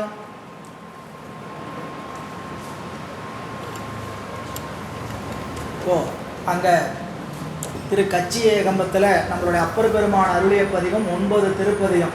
4ஆம் திருமுறையில் 3, 5ஆம் திருமுறையில் 2, 6ஆம் திருமுறையில் 6, 4, மொத்தம் 9 திருப்பதிகம். இந்த 9 திருப்பதிகளை பாடி அங்கே ஏகாம்பரத்தில் கச்சி ஏகம்பரத்தில் சொல்லக்கூடிய காஞ்சிபுரத்தில் கைத்திருத்தொண்டும் செய்து கொண்டு இருக்கக்கூடிய நாட்களில் அங்கே காஞ்சிபுரத்துக்குள்ளே உள்ள கோயிலுக்குள்ளேயே ஒரு கோயில் இருக்குது. அந்த கோயிலுக்கு கச்சி மயானம்னு பேர். இந்த கச்சி மயானம் பாடல் பெற்ற திருத்தலம் அல்ல, ஆனால் வைப்புத்தலம். நீங்கள் திருக்கோயில் காஞ்சிபுரத்தில் கொடிமரத்துலேருந்து வந்தீங்கன்னா இங்கே கொடிமரம்னா இந்த இடத்துல ஒரு கோயில் இருக்கும், அது வைப்புத்தலம். கச்சி மயானம், கடவுர் மயானம் என்று சொல்லக்கூடிய திருத்தலங்கள். அதில் கச்சி மயானம் என்று சொல்லக்கூடிய திருக்கோயிலை உள்ளே சென்று வழிபாடு செய்து விருப்பினோடு காஞ்சிபுரத்தில் தங்கியிருக்கக்கூடிய நாட்களில் சீர் வளரும் அதில் கச்சி நகர் திருமேற்றெளி முதலாம் நீர் வளரும் சடையவர்தாம் நிலவி உரை ஆலயங்கள் ஆர்வமுறப்பணிந்து ஏத்தி ஆய்ந்த தமிழ் சொல்மலரால் சார்வுரு மாலைகள் சாத்தி தகும் தொண்டு செய்து இருந்தார். கச்சி மேற்றலி காஞ்சிபுரத்தில் மட்டும் பாடல் பெற்ற திருத்தலங்கள் 5 கோயில் இருக்குது. காஞ்சிபுரத்துக்குள்ளேயே ஒரு 3 கிலோமீட்டருக்குள்ளே போனீங்கன்னா எல்லா கோயிலையும் பார்த்துடலாம். கைலாசநாதர் கோயில், கச்சி மேற்றலி, கச்சி அநேகதங்காவதம் என்று சொல்லக்கூடிய 5 திருக்கோயில்கள் பாடல் பெற்ற திருத்தலங்கள். பாடல் பெற்று கிடைச்சிருக்கிறது 5 தான். ஆனால் காஞ்சிபுரத்துக்குள்ளே போனீங்கன்னா காஞ்சிபுரம் திருக்கோயிலினுடைய தலைமையகம். காஞ்சிபுரம் அவ்வளவு திருக்கோயில். என்ன கேட்டிங்கன்னா நீங்கள் சிவாலயம் மட்டுமல்ல, சிவாலயத்தோடு சக்தி ஆலயம் அம்பாள் கோயில் அவ்வளவு நிறைந்திருக்கும். சமணர்கள் கோயில் உண்டு, புத்தர்கள் கோயில் உண்டு, வைணவ கோயில் உண்டு. காஞ்சிபுரம் எல்லா சமயங்களும் கோயில் இருக்குதுன்னா அந்த திருத்தலம் எப்படி இருந்திருக்குன்னு யோசிச்சு பாருங்கள். சமய வரலாற்று காலங்களில் காஞ்சிபுரம் எப்படி இருந்திருக்கும்? எல்லா கோயிலும் இருக்குதுன்னா எல்லா சமயவாதிகளும் நிறைந்திருந்த காலமாக அது இருந்திருக்கும் இல்லை? அப்படிப்பட்ட திருக்கோயில்கள் அமைந்திருக்கக்கூடிய திருத்தலம். அப்படி கச்சி மேற்றலியை வணங்கி ஆய்ந்த தமிழ் சொல் மலரால் திருப்பதிகம் பாடி தகுந்தொண்டு செய்திருக்கின்றார் நாயனார். அந்நகரில் அவ்வண்ணம் அமர்ந்துரையும் நாளின் கண் மண்ணு திருமார்பேறு வந்தணைந்து தமிழ் பாடி சென்னிமிசை மதிபுனைவார் பதிபலமும் சென்றிறைஞ்சி துண்ணினார் காஞ்சியினை தொடர்ந்த பெரும் காதலினார். காஞ்சிபுரத்திலிருந்து அருகாமையில் இருக்கக்கூடிய திருமார்பேறு, திருமால் இறைவனிடத்தில் சக்கராயுதம் வேண்டி தவம் செய்த திருத்தலம் திருமார்பேறு. இன்றைக்கி வழக்கத்தில் திருமால்பூர், திருமார்பேருங்கிறது திருமால்பூர்னு இருக்குது.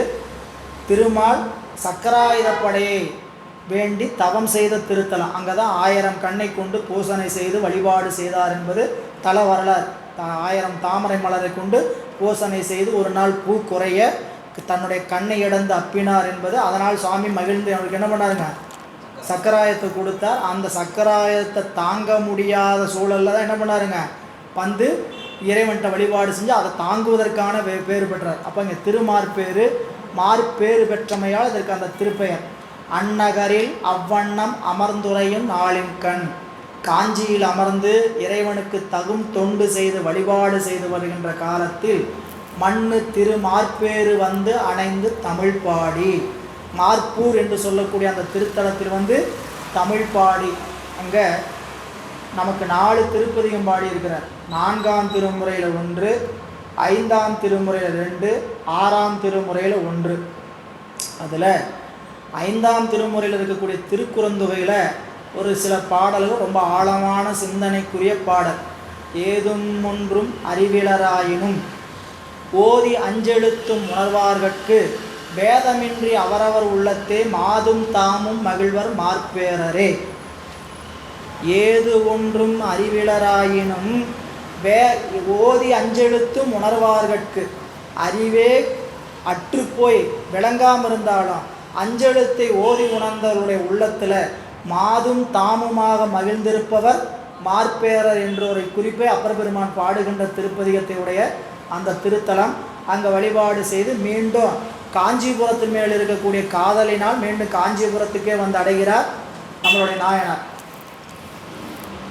ஏகம்பன்கான் அவன் என் எண்ணத்தான் எனப் போற்றி பாகம் பெண்ணுருவானாய் பாகம் பெண் உருவானை பைங்கண் விடை உயர்த்தானை நாகம் பூன் உகந்தானை நலம் பெருகும் திருநீற்றின் ஆகந்தோய் அணியானை அணைந்து பணிந்து இன்பு உற்றார். 2 திருத்தாண்டகம். 2 திருத்தாண்டகத்திலையுமே எப்படி கூற்றுவன்கான் ஒரு திருத்தாண்டகம், உரித்தவன்கான் என்ற ஒரு திருத்தாண்டகம். இந்த கான் சொல்கிறது எல்லாமே இறைவனை இப்படி நாம் பார்க்கணும் அப்படின்னு சொல்கிறக்குரிய குறிப்பு. முதல்ல நீங்கள் கருமத திருவரையில் ஒரு அந்த சுவாமியோடைய திருமேனி காண்டல்னு ஒரு பகுதி இருக்கும். அதில் பார்த்தீங்கன்னா முதல்ல என்ன பதிகம் வரும், படிவேறு திரிசூலம் தோன்றும் தோன்றும். அங்கே தோன்றும், தோன்றன உடனே என்ன பண்ணணும், கான், அவனை பார்க்கணும். கான் சொன்னதுக்கப்புறம் கண்டாய், கண்டாய் பாரு. தோன்றும் பாரு, பார்க்கிறத கண்டாய். எப்படி பாரு, நீரேறு திருமேனி உடையான் கண்டாய், காட்டி நமக்கு காண சொல்றது கண்டாய். அப்படி கண்டவரை எப்படிலாம் அந்த பூமியில் இருக்கிறாங்களுக்கு தான் இருநிலாய் தீயாய். அப்படி இருக்கக்கூடிய பெருமான் தான் எல்லா இடத்துலையும் ஓசை ஒளியெல்லாம் ஆனாய் நீயே அப்படிங்கிற ஒவ்வொரு பதிகமே வரைமுறையோடு அமைக்கப்பட்டது. இந்த வரிசை பார்த்தீங்கன்னா அந்த வரைமுறை அப்படி இங்கே சொல்கிறார். ஏகம்பன்கான் அவன் என் எண்ணத்தான், என்னுடைய எண்ணமாக இருப்பவன் சிவம் என் எண்ணத்தில் இருக்கக்கூடியவர் அப்படின்னு நாங்கள் அறிவில் நிறைந்திருப்பவர். ஏகம்பன்கான் அவன் என் எண்ணத்தான் என போற்றி பாகம் பெண்ணுருவான். இந்த இதெல்லாமே அந்த திருப்பதிகத்துக்குள்ளே வரக்கூடிய சொல்லாட்சிகள். பாகம் பெண்ணுரு ஆனானை பைங்கண் விடை உயர்த்தானை நாகம் பூன் உகந்தானை நலம் பெருகும் திருநீற்றின் ஆகம்தோய் அணியானை. போகிற போக்கில் திருநீற்றினுடைய பெருமை, அந்த திருநீர் எப்படிப்பட்டேன்னு கேட்டிங்கன்னா நலம் பெருகும் திருநீர். பூசினால் அழகு, பூசினால் அழகு. நீங்கள் உடம்புல பூசினா அழகு, அது மட்டும் என்ன, அதை மட்டும் செய்யாது நலத்தையும் செய்யும். அதெல்லாம் படிக்கணும். திருநீற்று பதிகம் முழுசாக நீங்கள் படிக்கணும். படித்து பார்த்தீங்கன்னா தான் திருநீற்றினுடைய பெருமை என்ன. எப்படி வந்து திருநீர் பூசும்போது ஏனோதானு பூசுறதில்லை. திருநீரை பூசும்போது திருமூலர் சொன்ன குறிப்பு மாதிரி மகிழ்ந்து பூசும். திருநீர் கங்காளம் பூசும் கவச திருநீற்றை மகிழ்வரே பூசி மகிழ்வரே யாமாய். பூசி மகிழ்வரே. என்னமோ திருநீர் பூசினா தான் உங்கள் கூட்டத்தில் சேர்த்துக்குவாங்களாட்டதுன்னு பூசக்கூடாது, சரிங்களா? நம்மளாவது மகிழ்ந்து தான் பூசுவோம். நம்ம வீட்டில் யாரையாவது பூச சொன்னோம்னா எப்படி பூசுவாங்க உங்களுக்கே தெரியும், சரிங்களா? சில பேர் திருநீர் வைக்க போனால் அப்படியே ஆசிட்ட மூஞ்சில் ஊற்றுற மாதிரி முகத்தை காட்டுவாங்க, அமிலத்தை முகத்தில் அப்படியே இப்படிம்பாங்க. அதப்பா நான் நிறைய இடத்துல பார்த்துருக்கிறதுனால சொல்கிறோம், சரிங்களா? திருநீற்றை பூசும்போது ஏதோ அப்புறம் முகத்தில் சின்னதாக வைங்கன்னு குறிப்பு வேறு கொடுப்பாங்க நம்மளுக்கு. அளவாக வைங்க சரிங்களா. அதனால் நாங்கள் எப்பயுமே நிறைய பேர் சொல்லுவாங்க, ஐயா நல்லா நீட்டி போட்டு விடுங்க. அப்படிலாம் இந்த பூசைக்கு போகிற இடத்துல அப்படிலாம் நீட்டி வைக்கிறதில்ல. ஏன்னா ஒவ்வொருத்தருக்கு வச்சதுக்கப்புறம் போய் அழிச்சாங்கன்னா அது அதை விட சிரமம் சரிங்களா. அப்படிலாம் பார்த்து செஞ்சுருக்கோம். அதனால் என்ன பண்ணுறதுங்க, யாராருக்கு அவங்கவுங்களுக்கா மனதில் மகிழ்ந்து இந்த திருநீர் என்றைக்கும் அழகு புரியுதுங்களா. திருநீர் பூசுவது என்றைக்கும் அழகு புரியுதுங்களா. நீங்கள் முகப்பூச்சில் கடைசி வரைக்கும் முகத்துக்கு மேக்கப் போட்டுக்க முடியுமா? 16லேருந்து 30 வரைக்கும் போடலாம். இன்றைக்கி 50 வரைக்கும் கூட போடுறான்னு வச்சுங்க. 50க்கு மேலே போட முடியுமா மேக்கப்பு? காம்பேக்டு பூசிக்கிட்டு டச்சப் பண்ணிக்கிட்டு ஐப்ரோ பண்ணிக்கிட்டு பண்ணுவாங்களா? என்றைக்குமே பூசலாம். 60 70 கூட எதை பூசலான்னு கேட்டிங்கன்னா திருநீரை பூசலாம். 60 70 போய் நீங்கள் பியூட்டி பார்லரில் உட்காந்துக்கிட்டு என்ன பண்ணலாம், டை மட்டும் தான் அடிக்க முடியும், வேறு என்ன பண்ண முடியாது. என்ன பண்ணலாம், முகத்துக்கு பூச்சி அவ்வளோதான். நீங்கள் இதுக்கு ஒன்றும் மேக்கப் போட முடியாது. நீங்கள் என்ன பண்ணலாம், அப்படியே எல்லாம் போதும், அவ்வளோதான். இதுக்கு மேலே என்ன பண்ணலாம். ஆனால் என்றைக்கும் மாறாத அழகு தரக்கூடிய பொருள் ஒன்று நாம் நினச்சி பூசலாம்னா திருநீர் தான் புரியல. எவ்வளோ அழகாக திருநீருக்கு எத்தனை சான்று. பட்டினத்தடிகள் போல ஒரு பிடி நீரும் இல்லாத இந்த உடம்பு எப்படிப்பட்ட நீர், ஒரு பிடி கூட கடைசியில் மிஞ்சார்.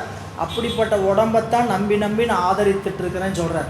இந்த உடம்பை அவ்வளவும் நம்புகிறோம். ஆனால் அந்த திருநீர் பூசுறதுக்கு மட்டும் உடம்புக்கு என்ன பண்ணணும்னு கேட்டிங்கன்னா, திருநீர் நெற்றியில் பூசுறதுக்காக இவ்வளோ பேச்சு இல்லை. திருநீர் உடம்பெல்லாம் பூசணும்னு நினைப்பு வர முடியும் வந்துருமா அவ்வளோ சீக்கிரம் கேட்டிங்கன்னா அங்கே தான் இடர்பாடு வந்துடுது சரிங்களா. ஏன் தீக்கை வாங்கணும், ஏன் தீக்கை பண்ணால் தீக்கை என்னென்ன பிரச்சனை வருது, வீட்டில் தீக்கை இப்போ வாங்கினா இப்படிலாம் சொல்லுவாங்க. அப்புறம் உடம்புல திருநீர் பூசினா அந்த கேள்விக்கு பதில் சொல்ல முடியாது சரிங்களா. இப்போயே உனக்கு வயசாகி போச்சா, நம்ம வாங்கியிருக்கிறதே 60 50 தான் வாங்கியிருப்போம். 50 வாங்கிட்டு அவங்க கேட்குறது என்ன, இப்போயே வயசாகிருச்சாங்க, இதுக்கு மேலே என்ன வயசுக்கு போய் வாங்கணும் சரிங்களா. எவ்வளவு வாய்ப்பு எவ்வளவு இளமையில் வாங்க முடியுமோ அவ்வளவு இளமையில் சிவதீக்கை வாங்கி பெருமானை பூசிக்க ஆரம்பிச்சிடும் இல்லை. அது மீண்டும் இன்னொரு முறை வாய்ப்பு கிடைக்குங்கிறத நினச்சிட்டு இருக்கக்கூடாது. எப்போ ஏன்னு கேட்டிங்கன்னா, இப்புறவி தப்பினால் எப்புறவி வாய்க்குமோ சரிங்களா. இது அவங்க அறிவுக்கு தோணணும். அவங்க முதல் விண்ணப்ப சாமிட்டு அப்படி நினைக்கணும். நாம் எப்படியாவது இந்த சிவநெறிக்கு நாம் சமய முறையில் நிற்கணும் அப்படிங்கிறதுக்கு அவங்க உள்ளத்தில் விருப்பம் இல்லாத ஒன்றை இறைவன் ஒருபோதும் தரமாட்டான் சரிங்களா. எனக்கு வாங்குறதுக்கு எனக்கே விருப்பம் இல்லைன்னா எங்கிருந்து என்ன சொன்னாலும் அறிவுக்குள்ளே போகவே போகாது புரியுங்களா. எனக்கும் விருப்பம் வந்துருச்சுன்னா எங்கெங்கெல்லாம் தடை இருக்கோ அத்தனை தடையும் வெடி வைத்து தகர்க்கப்படும். எனக்கு விருப்பம் வந்துருச்சு வச்சுக்கேன், சாமி அந்த விருப்பம் வர்ற வரைக்கும் தானே பார்த்துட்டு இருக்கிறார். நமக்கு விருப்பம் வருதா, வர வரைக்கும் சாமி காத்திருக்கிறார். விருப்பம் வந்துருச்சுன்னா யாரெல்லாம் தடை சொல்லுவாங்களோ அந்த தடையெல்லாம் தகர்த்து கொடுக்கறது அவருடைய பணி. நாம் என்ன நினச்சிக்கிறோம், அவருக்கு என்னங்க அவர் வகுப்பில் சொல்லிட்டு போயிடுவார் அப்படின்னு. பெருமான் இந்த தடையை உடைத்து கொடுப்பதற்கு தயாராக இருப்பார். தன்னை அடைந்தார் வினை தீர்ப்பதென்றோ தலையாயவர் தன்கடன் ஆவர். எனவே அப்பர் பெருமான் அந்த திருநீற்றை என்ன சொன்னாங்க, நலம்பெருகும் திருநீற்றில் ஆகம் தோய் அணியானை. நலம்பெறுகின்ற திருநீற்றை நெஞ்சில் நிறைந்து பூசி இருக்கக்கூடிய பெருமானை அணைந்து பணிந்து இன்புற்றார். திருக்கச்சி ஏகம்பம் பணிந்து ஏத்தே திங்களார் நெருக்கம் செஞ்சடைக்கு அணிந்தார் நீடு பதி தொழ நினைவார். வருக்கை செஞ்சுளை பொழிதேன் வயல் விளைக்கும் நாட்டிடை போய் பருக்கை தின்களிற்று உரியார் திருக்களுக்குன்றின் பாங்கடைந்தார். இப்போது மீண்டும் தல யாத்திரை புறப்படுறார். அப்படி புறப்படும் பொழுது காஞ்சிபுரத்திலிருந்து விடைபெற்று அப்படியே திருக்கழுக்குன்றம் சேர்கிறார். இப்போ திருக்காஞ்சிபுரத்திலிருந்து கழுக்குன்றத்துக்கு வரணும்னா இடையில எத்தனை கோயில் இருக்குது, இதெல்லாம் பாடி பார்த்து தான் வந்திருப்பார். நமக்கு புராணத்தில் இல்லை, அவருடைய திருப்பதியும் இல்லை. ஏன்னு கேட்டிங்கன்னா கச்சூர் ஆலக்கோயில், அச்சருப்பாக்கம் இப்படி சொல்லக்கூடிய பல திருக்கோயில், சென்னையில் இருக்கக்கூடிய பல திருக்கோயில் இருக்குது. இப்போ நாயனார் வந்தது எப்படின்னு கேட்டிங்கன்னா இப்படி கச்சூர் ஆலக்கோயில் வழியாக உள்ளே வந்திருக்கணும். அப்படி வந்திருந்தாருன்னா இப்போ கச்சி ஏகம்பம் பணிந்து ஏற்றி இறைவன்ட்ட அனுமதி பெற்று திங்களா நெருக்கம் செஞ்சடைக்கு அணிந்தார். திங்களை தன்னுடைய முடியில் நெருங்கி அணிந்திருக்கக்கூடிய சடையை உடைய பெருமான் எழுந்தரில் இருக்கக்கூடிய மற்ற பதிகளை எல்லாம் தொழ வேண்டி தொழ நினைவாராகி வருக்கை செஞ்சுளை பொழிதேன். வருக்கின பலாக்கள் செஞ்சுளைகளை பொழிகின்ற தேன்கள் வயலை விளைக்குது. அந்த நகரம் எப்படி இருக்குன்னு கேட்டிங்கன்னா, காஞ்சிபுரத்தினுடைய வெளியெல்லை பருக்கை அந்த பலாச்சோலையினுடைய தேன் வயலுக்கு தண்ணீராக மாறுதான். பலாச்சோலையோட தேன் வயலுக்கு தண்ணீர் பாய்ச்சி வயலை விளைக்குது. அதை சொல்கிறார், வருக்கை செஞ்சுளை பொழிதேன் வயல் விளைக்கும் நாட்டிடை போய். என் காஞ்சிபுரத்திலிருந்து வரக்கூடிய பகுதி அந்த இயற்கை வளம் செய்யாறு அந்த பகுதியில் இயற்கை வளம் அமைந்திருக்கும்.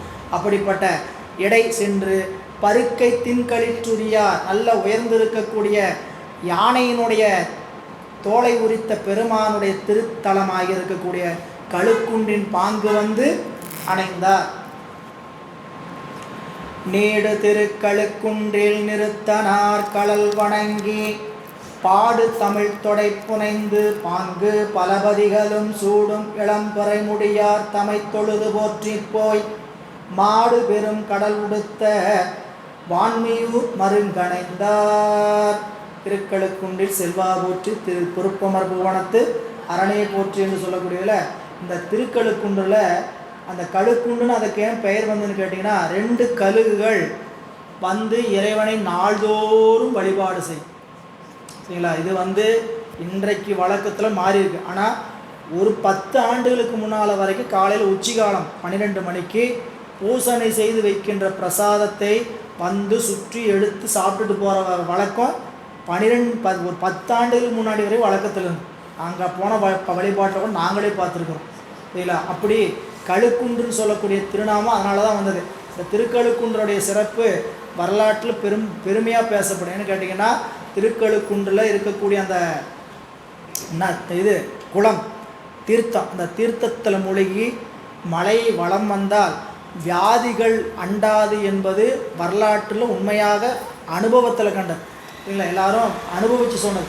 திருக்கழுக்குன்று என்பது மிக நமக்கு பிரசித்தமான தலம். ஏன்னு கேட்டிங்கன்னா, நம்மளுடைய குருநாதருக்கான ஆத்மார்த்த தலம். மறைமலை அடிகளுக்கு வேதாச்சலன் பேர் வச்சதே திருக்கழுக்குன்று பெருமானுடைய பெயர் தான். சாமிக்கு அங்கே வேதபுரீஸ்வரன் பேர், மறைக்காட்டுனா அந்த கழுக்குன்றநாதன் பேருங்க. அதனால் திருக்கழுக்குன்று இருக்கக்கூடிய பெருமானுடைய பெயர் தான் அவருக்கு வேதாச்சலம் வச்சாங்க. அந்த வேதாச்சலங்கிற பேர் தான் அதுக்கு பின்னாடி மறைமலை அடிகள்னு வந்துச்சு.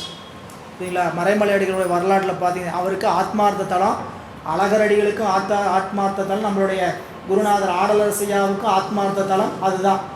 திருக்கழுக்குன்று நம்மளுடைய மணிவாசக பெருமானுக்கு இறைவன் குருவடி காட்சி திருவடி தரிசனம் கொடுத்த இடம். 2வது முறை திருப்பெருந்துறையில் ஆட்கொண்டு தில்லைக்கு வாப்பான்னு சொல்லி போயிட்டார். போனதுக்கு பிறகு மீண்டும் காட்சி வந்து எங்கே கொடுத்தாருங்க? திருக்கழுக்குன்றது தான் கொடுத்தார். அதனால தான் கணக்கிலா திருக்கோலம் நீ வந்து காட்டினாய் கழுக்குன்றிலேன்னு அங்கே சொன்னாங்க. எனவே இங்கே திருக்கழுக்குன்றில் அந்த திருக்கழுகுகள், அந்த கழுகுகள் சண்டன் பிரசண்டன் சம்பாதி சடாயு சம்யுக்தன் மாகுத்தன் சம்பு ஆதி என்று சொல்லக்கூடிய 4 யுகத்திலையும் 4 வகையான ஜோடிக்கழுகுகள் வந்து வழிபாடு செய்தன என்று குறிப்பை கொடுக்குறார். அங்கே வழிபாடு செய்து பல பதிகளை போற்றி திருவான்மியூர் வந்து அடைகிறார். ஏன்னா வேதமே மலை வடிவாயிருப்பது திருக்கழுக்குன்று.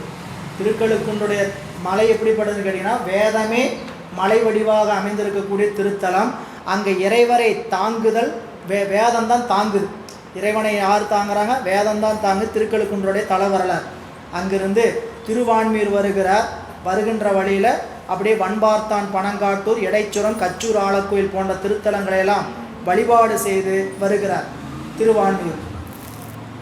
திருவான்மியூர் மருந்தை சேர்ந்து பணிந்து அன்பினொடும் பெருவாய்மை தமிழ் பாடி அம்மருங்கு புறப்பருத்து தருவார் தம் கோயில் பல சார்ந்து இறைஞ்சி தமிழ் வேந்தர் மறுவாரும் மலச்சோலை மயிலாப்பூர் வந்தடைந்தார்.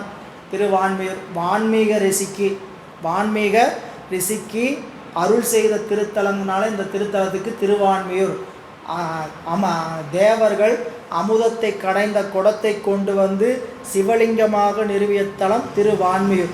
அதனால் அந்த திருக்கோயிலில் சாமிக்கு பேர் மருந்தீசர்னு பேர்.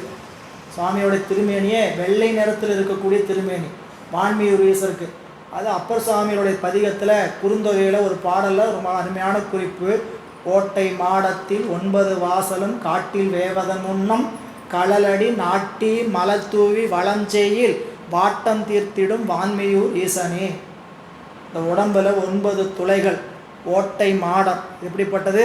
ஓட்டை மாடத்தில் 9 வாசலும் காட்டில் வேவதன் முன்னமே களலடி நெஞ்சில் நாட்டி மலர்தூவி வளம் செய்யில் வாட்டம் தீர்த்திடும் வான்மையூர் ஈசன்.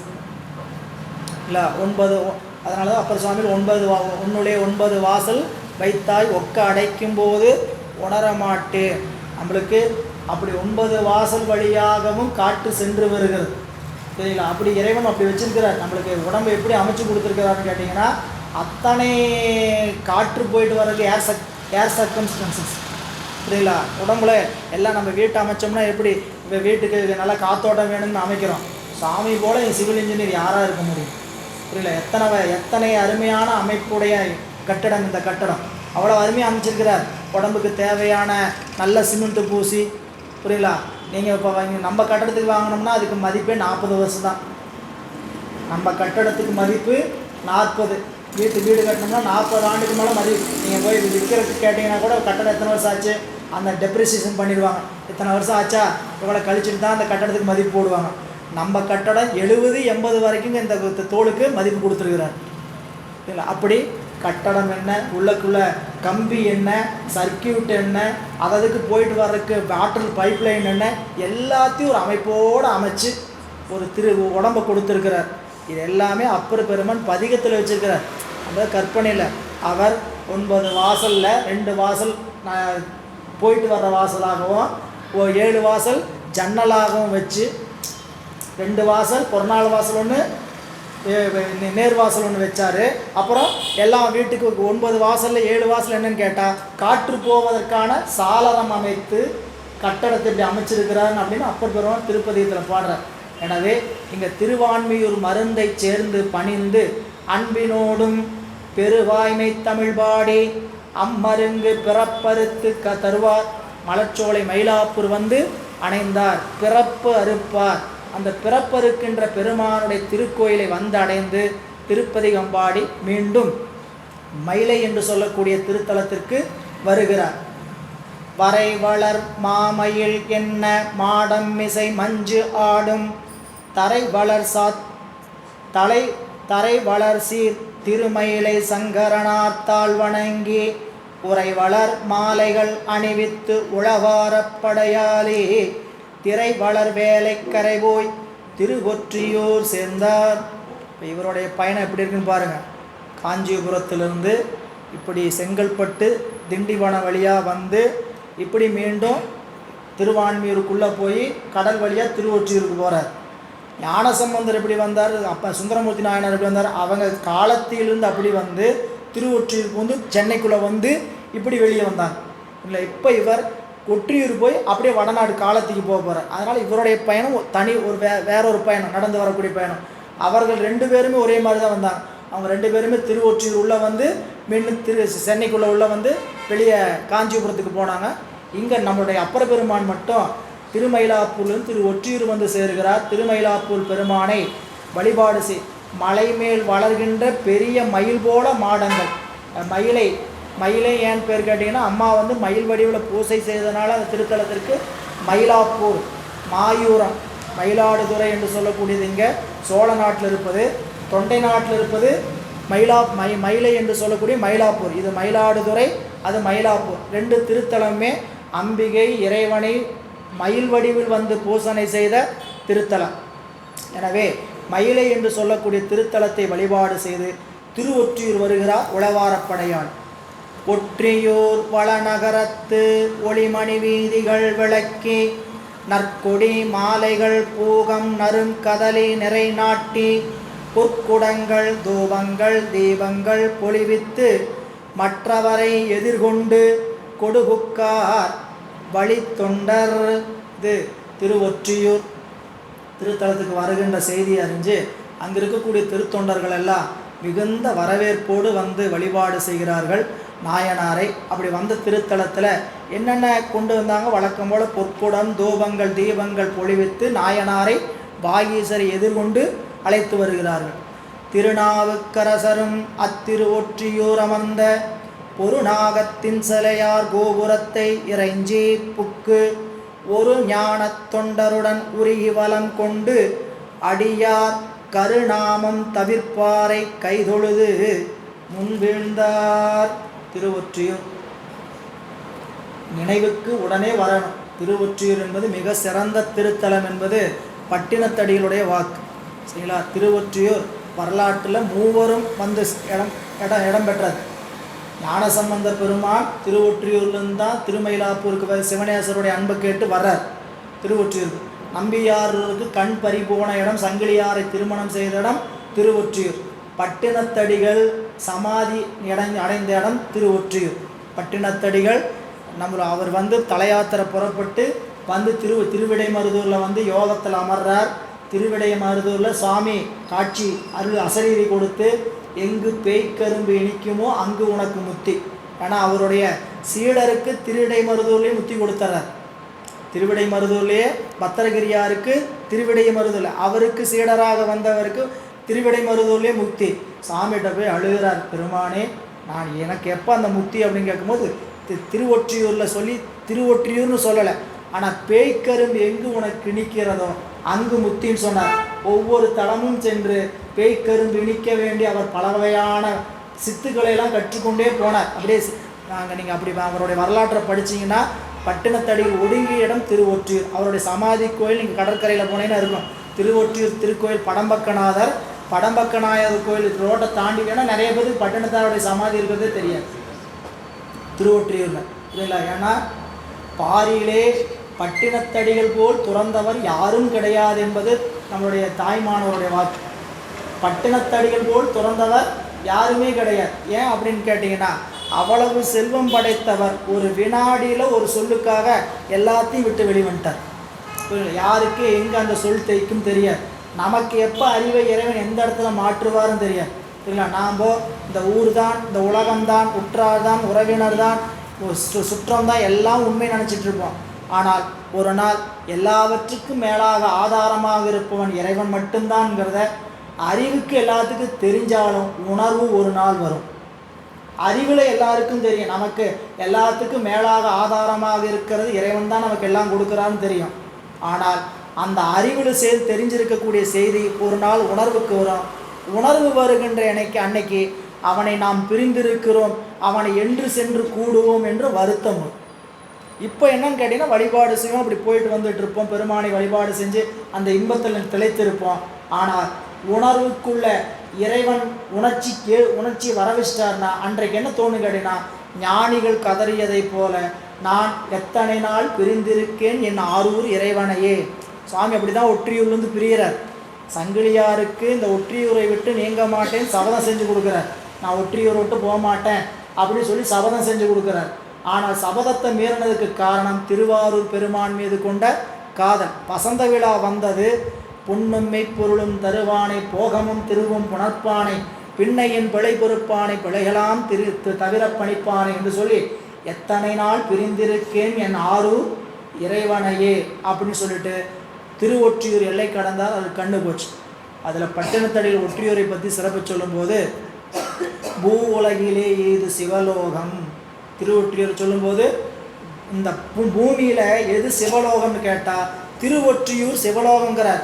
ஏன் அப்படி சொன்னாருக்கு அந்த பாட்டில் சொல்லும்போது பாவி எல்லாம் தீர்த்தம், மணல் எல்லாம் வெந்நீர், காவணங்கள் எல்லாம் கணநாதம், பூ உலகில் ஈது சிவலோகம். திருவொற்றியூர் பூ உலகில் சிவலோகம். ஏன் அங்கே இருக்கக்கூடிய குளமெல்லாம் தீர்த்தம், அங்கே இருக்கக்கூடிய மணல் எல்லாம் வெந்நீர். அந்த மணல் எடுத்து தான் அவர் என்ன பண்ணுறாரு, சர்க்கரையாக மாற்றி திருநீராக மாற்றி கொடுக்குறார். புரியுங்களா? அப்படி அங்கே ஒடுக்கம் அடைந்தார்.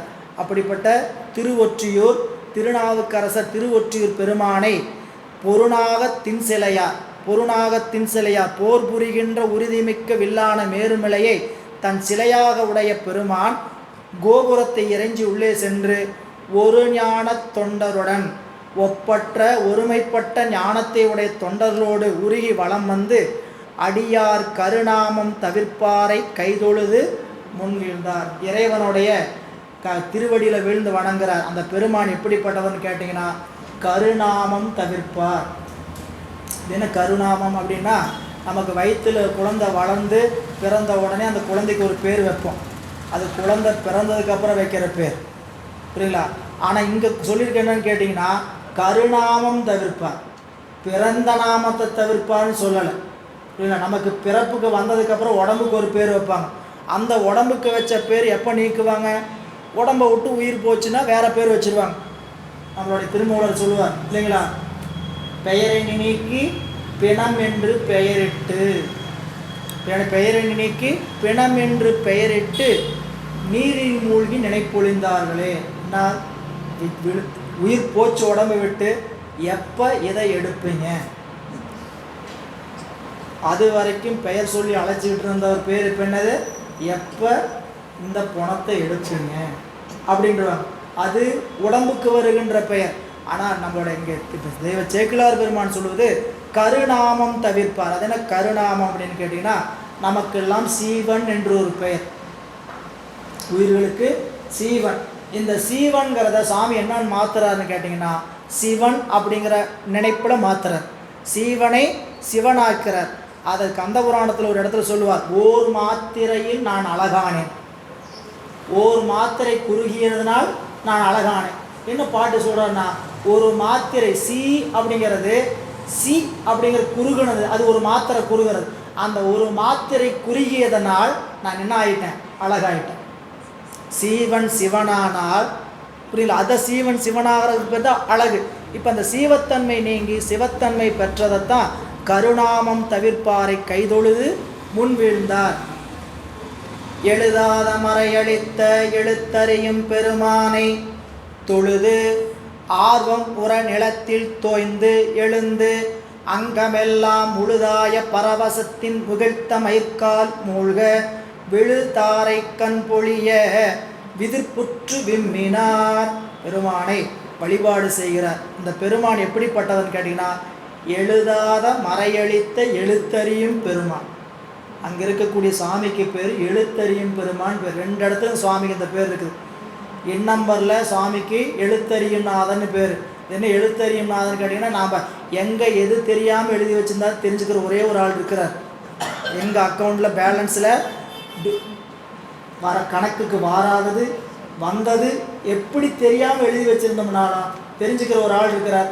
இன்னொரு வகையில் வச்சிங்கன்னா, நமக்கு எழுதியிருக்கிற எழுத்து ஒரு எழுத்து தலையெழுத்து. இந்த தலையெழுத்தை அறிஞ்ச ஒரே ஒரு ஆள் யாருன்னு கேட்டால் அவர் மட்டும்தான், எழுத்தறியும் பெருமான், சரிங்களா? அதனால் எழுத்தறியும் பெருமான். அந்த திருவொற்றியூருக்கே சிறப்பு என்னன்னு கேட்டிங்கன்னா, அந்த திருத்தலத்தில் இலங்கையில் இருக்கக்கூடிய அரசன் அந்த திருவொற்றியூரை சேர்த்து ஆட்சி செய்து கொண்டிருக்கிறான். அவன் மாந்தாதா என்று சொல்லக்கூடிய அரசன். அந்த அரசன் என்ன பண்ணுறான்? ரொம்ப சிவபுண்ணியம் பண்ணிட்டு வந்துட்டுருக்கிறான். அவனுடைய வயது ரொம்ப கடந்து 90 வயதுக்கு மேலே, உடம்பு மிகுந்த வேதனைப்பட்டு உயிர் பிரியாமல் ரொம்ப நோய்வாய்ப்பட்டு சிரமப்படுறான். இவ்வளவு சிவபுண்ணியம் பண்ணதுனால தான் உங்கள் நோய் உங்களை உடம்பு விட்டு போக மாட்டேதுன்னு ஒரு ஜோசியர் வந்து சொல்லிடுறார். அதனால் நீங்கள் பாவமாக பண்ணிங்கன்னா இந்த சிவபுண்ணியம் பூரா கழிஞ்சிரும். அதனால் நீங்கள் பாவமாக பண்ணுன்னு என்ன சொல்லிட்டாங்கன்னா, திருக்கோயிலுக்கு விதிக்கப்பட்ட அத்தனை நிபந்தங்களையும் நீக்கிறார். திருக்கோயிலுக்கு வரி போட்டு ஊருக்கெல்லாம் எங்கெங்கெல்லாம் வரி செலுத்தணுமோ மக்களில் வரி போட்டு கொள்ளையடித்து அந்த பணத்தை பண்ணோம்னா மக்கள் என்ன பண்ணுவாங்க? அரசன் இப்படி பண்ணிட்டான், நாட்டு தலைவன் இப்படி பண்ணிட்டான்னு சாபம் விடுவாங்க இல்லையா? அப்படி பாவம் வரட்டும்னு இவன் என்ன பண்ணுறான்? திருக்கோயிலுக்கும் வரியை போட்டுறான், வரியை உயர்த்தி போட்டுறான். வரியை உயர்த்தின வரியை அந்த ஏட்டில் அடுத்த நாள் நடைமுறை கொண்டு வரும்போது என்னாச்சுன்னு கேட்டிங்கன்னா, அந்த ஜீவோ அரசாணையில் அந்த கடிதத்தில் என்ன இருக்குதுன்னு கேட்டிங்கன்னா, திருவொற்றியூர் நீங்களாக அப்படின்னு ஒரு எழுத்து வந்திருக்குதான். அரசன் எழுதும்போது அவன் எழுதும்போது அப்படி எழுதலை.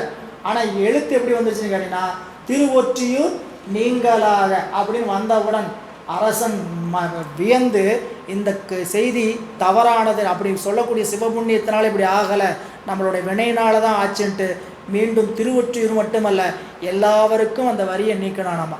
அப்படின்னு திருவொற்றியூரில் இருக்கக்கூடிய எழுத்தறியும் பெருமான் படம்பக்கநாதர் சாமியோடைய திருநாமம். எழுதாத மறையளித்த எழுத்தறியும் பெருமானை தொழுது ஆர்வமுற நிலத்தில் வீழ்ந்து வணங்கி உடம்பெல்லாம் பரவசமாக உடம்பு மயிர்கால் மூழ்க கண்ணில் கண்ணீர் பொழிய விதிர்ப்புற்று விம்மினார். சுவாமியை நினைந்து அழுது புலம்புகிறார் தன்னுடைய மகிழ்ச்சியின் காரணமாக. வண்டோங்கும் செங்கமலம் என எடுத்து மனமுருக பண் தோய்ந்த சொல் திருத்தாண்டகம் பாடி பரவுவார். விண் தோய்ந்த புனல் கங்கை வேணியார் திருவுருவம் கண்டு ஓங்கு களி சிறப்ப கைதொழுது புறத்தணைந்தார். அங்கிருந்து திருப்பதிகம் பாடி திருக்கோயிலை விட்டு வழிபாடு செய்து வெளியே வருகிறார். திருப்பதிகம் வண்டோங்கும் செங்கமலம் என்று சொல்லக்கூடிய முதல் பகுதியை உடையது, அந்த பதிகத்தினுடைய முதல் பகுதி. அப்படி பதிகத்தை எடுத்து மனமுருக பண் தோய்ந்த சொல் திருத்தாண்டகம் பாடி அங்கிருந்து பெருமானை வழிபாடு கண்டு உருவத்தை வணங்கி வெளியே மகிழ்ச்சியோடு வந்து சேர்கிறார். விளங்கும் பெரும் திருமுன்றில் மேவு திருப்பணி செய்தே உளங்கொள் திருவரு விருத்தங்கள் ஓங்கு திருக்குறுந்தொகைகள் கலங்கொள் திருநேரிசைகள் பலபாடி கைதொழுது வளங்கொள் திருப்பதி அதனில் பல நாள் வைகினார். இப்போ ஒற்றியூரில் பல நாள் இருந்து பணி செய்தார். என்னென்ன பதிகம் பண்ண? திருக்குறுந்தொகை, திருவிருத்தம், திருநேரிசை, திருத்தாண்டகம் என்று பல திருப்பதிகம் பாடினார். அப்படி பாடினதில் நமக்கு கிடைச்ச பதிகம் 4 பதிகம். 4வது திருமுறையில் 3, 5வது திருமுறையில் 1. பல நாள் இருந்து பணி செய்து எத்தனை பதிகம் பாடிக்கலாம், ஆனால் நமக்கு கிடைச்சது 4 பதிகம். அதில் முக்கியமான பாடல் மனமெனும் தோணி பற்றி மதியெனும் கோலை ஊன்றி சினமெனும் சரக்கை ஏற்றி செறிகடல் ஓடும்போது மதனெனும் பாறை தாக்கி மறியும் போது உனை உணும் உணர்வை நல்காய் ஒற்றியூர் உடைய கோவே. அருமையான ஒரு ஓவியம், கற்பனை பண்ணிக்கங்க. உலக வாழ்க்கை எப்படி நம்ம நடத்திட்டு இருக்குன்னு கேட்டிங்கன்னா, உலகம் என்ற கடல், அந்த கடலில் மனமாகிய கப்பல். இந்த கப்பல் என்ன கப்பலை செலுத்துகிறோம்? மனமாகிய கப்பல். மனமாகிய கப்பலில் என்ன சரக்கு ஏற்றிருக்குன்னு கேட்டிங்கன்னா, சினங்கிற சரக்கு ஏற்றியாச்சு. மனமெனும் தோணி பற்றி அறிவுங்கிற கோலை வச்சு ஊன்றி இந்த கப்பல் போயிட்டுருக்குது. அப்படி போகும்போது வண்டியில் ஏத்தனை சரக்கு இப்படிப்பட்ட சரக்குன்னு கேட்டிங்கன்னா, விஜிலன்ஸில் பிடிக்கிற சரக்காக போச்சு. சினமெனும் சரக்கை ஏற்று, புரியலா? வணிகத்தில் எந்த சரக்கு கூடாதோ அந்த சரக்கை ஏற்றிட்டார். அதனால் என்னங்க ஆச்சுன்னு கேட்டால், மதம் எனும் பாறை தாக்கி, பெரிய பாறை தாக்கி வாழ்க்கையில் அடிபட்டு அப்படி மறியக்கூடிய நிலையை ஏற்படுத்திடாத.